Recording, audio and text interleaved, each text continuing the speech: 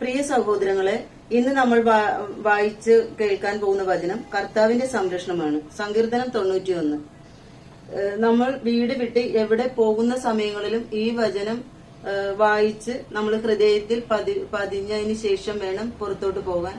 അപ്പോൾ നമ്മൾ ഏത് സ്ഥലങ്ങളിൽ പോയാലും ഏത് ജോലിയിൽ പ്രവേശിച്ചാലും കുഞ്ഞുങ്ങൾ സ്കൂളിൽ പോകുന്ന സമയങ്ങളിലുമെല്ലാം ഈ വചനം അമ്മമാർ അവർക്ക് പറഞ്ഞു കൊടുത്ത് വേണം വിടാൻ. അവര് ലോകത്തിൻ്റെതായ എല്ലാ തിന്മകളിൽ നിന്നും അവർ കർത്താവിന്റെ സംരക്ഷണം കൊണ്ട് രക്ഷിക്കപ്പെടും. എല്ലാ ദിവസവും നിങ്ങൾ ഈ കർത്താവിന്റെ സംരക്ഷണം വായിക്കാൻ ശ്രമിക്കണം. നമുക്ക് ഇനി കർത്താവിന്റെ സംരക്ഷണം ശ്രദ്ധയോടെ കേൾക്കാം. അത്യുന്നതന്റെ സംരക്ഷണത്തിൽ വസിക്കുന്നവനും സർവശക്തന്റെ തണലിൽ കഴിയുന്നവനും കർത്താവിനോട് എന്റെ സങ്കേതവും എന്റെ കോട്ടയും ഞാൻ ആശ്രയിക്കുന്ന എന്റെ ദൈവവും എന്ന് പറയും. അവിടുന്ന് നിന്നെ വേടന്റെ കെണിയിൽ നിന്നും മാരകമായ മഹാമാരിയിൽ നിന്നും രക്ഷിക്കും. തന്റെ തൂവലുകൾ കൊണ്ട് അവിടുന്ന് നിന്നെ മറച്ചുകൊള്ളും. അവിടുത്തെ ചിറകുകളുടെ കീഴിൽ നിനക്ക് അഭയം ലഭിക്കും. അവിടുത്തെ വിശ്വസ്തത നിനക്ക് കവചവും പരിചയം ആയിരിക്കും. രാത്രിയിലെ ഭീകരതയെയും പകൽ പറക്കുന്ന അസ്ത്രത്തെയും നീ ഭയപ്പെടേണ്ട. ഇരുട്ടിൽ സഞ്ചരിക്കുന്ന മഹാമാരിയെയും നട്ടുച്ചയ്ക്ക് വരുന്ന വിനാശത്തെയും നീ പേടിക്കേണ്ട. നിന്റെ പാർശ്വങ്ങളിൽ 1000 മരിച്ചു വീണേക്കാം, നിന്റെ വലതുവശത്ത് 10,000. എങ്കിലും നിനക്ക് ഒരനർത്ഥവും സംഭവിക്കുകയില്ല. ദുഷ്ടരുടെ പ്രതിഫലം നിന്റെ കണ്ണുകൾ കൊണ്ട് തന്നെ നീ കാണും. നീ കർത്താവിൽ ആശ്രയിച്ചു, അത്യുന്നതനിൽ നീ വാസമുറപ്പിച്ചു.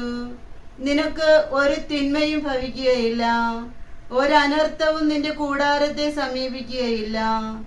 നിന്റെ വഴികളിൽ നിന്നെ കാത്തു പാലിക്കാൻ അവിടുന്ന് തന്റെ ദൂതന്മാരോട് കൽപ്പിക്കും. നിന്റെ പാദം കല്ലിൽ തട്ടാതിരിക്കാൻ അവർ നിന്നെ കൈകളിൽ വഹിച്ചുകൊള്ളും. സിംഹത്തിന്റെയും അണലിയുടെയും മേൽ നീ ചവിട്ടി നടക്കും. യുവസിംഹത്തെയും സർപ്പത്തെയും നീ ചവിട്ടി മെതിക്കും. അവൻ സ്നേഹത്തിൽ എന്നോടൊട്ടി നിൽക്കുന്നതിനാൽ ഞാൻ അവനെ രക്ഷിക്കും. അവൻ എന്റെ നാമം അറിയുന്നത് കൊണ്ട് ഞാൻ അവനെ സംരക്ഷിക്കും. അവൻ എന്നെ വിളിച്ചപേക്ഷിക്കുമ്പോൾ ഞാൻ ഉത്തരമരുളും.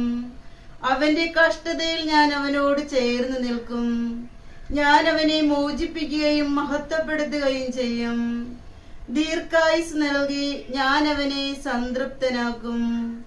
എന്റെ രക്ഷ ഞാൻ അവന് കാണിച്ചു കൊടുക്കും. അത്യുന്നതനായ കർത്താവെ, അങ്ങയ്ക്ക് കൃതജ്ഞത അർപ്പിക്കുന്നതും അങ്ങയുടെ നാമത്തിന് സ്തുതികൾ ആലപിക്കുന്നതും എത്ര ശ്രേഷ്ഠം. ദശതന്ത്രിനാദത്തോടു കൂടെയും കിന്നരവും വീണയും മീട്ടിയും പ്രഭാതത്തിൽ അങ്ങയുടെ കരുണയെയും രാത്രിയിൽ അങ്ങയുടെ വിശ്വസ്തതയെയും ഉദ്ഘോഷിക്കുന്നത് എത്ര ഉചിതം. കർത്താവെ, അങ്ങയുടെ പ്രവൃത്തികൾ എന്നെ സന്തോഷിപ്പിച്ചു. അങ്ങയുടെ അത്ഭുത പ്രവൃത്തി കണ്ട് ഞാൻ ആനന്ദഗീതം ആലപിക്കുന്നു. കർത്താവെ, അങ്ങയുടെ പ്രവൃത്തികൾ എത്ര മഹനീയം, അങ്ങയുടെ ചിന്തകൾ എത്ര അഗാധം. ബുദ്ധിഹീനന് ഇത് അജ്ഞാതമാണ്, ഭോഷന് ഇത് മനസ്സിലാക്കാൻ കഴിയുന്നില്ല. ഹല്ലേലൂയ, ആമേൻ. കടലിലും ആകാശത്തിലും കരയിലും ജോലി ചെയ്യുന്ന എല്ലാവർക്കും, സ്കൂളിലും കോളേജിലും പഠിക്കുന്ന എല്ലാ മക്കൾക്കും, എല്ലാവർക്കും, എല്ലാത്തരം ജോലി ചെയ്യുന്നവർക്കും കർത്താവിന്റെ സംരക്ഷണം ജീവിതം മുഴുനീളം ഉണ്ടാകട്ടെ എന്ന് പ്രാർത്ഥിക്കുകയും നല്ലൊരു ദിവസം ആശംസിക്കുകയും ചെയ്തുകൊണ്ട് ആമേൻ.